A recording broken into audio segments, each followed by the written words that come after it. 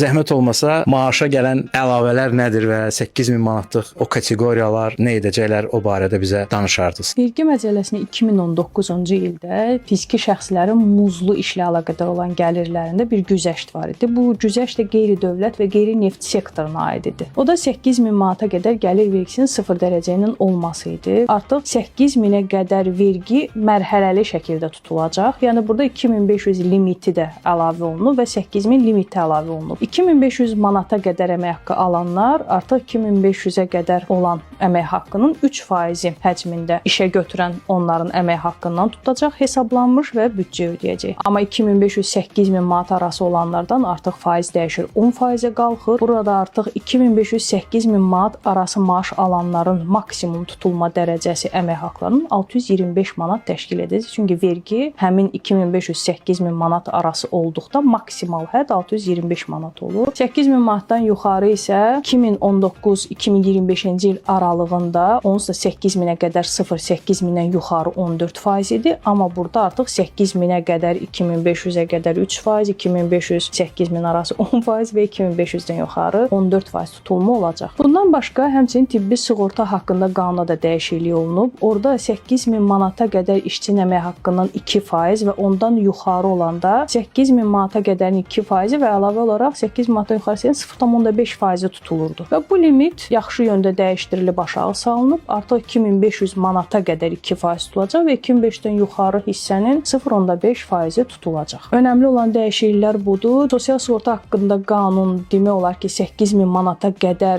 hissədə tutulmalarda bir dəyişiklik yoxdur.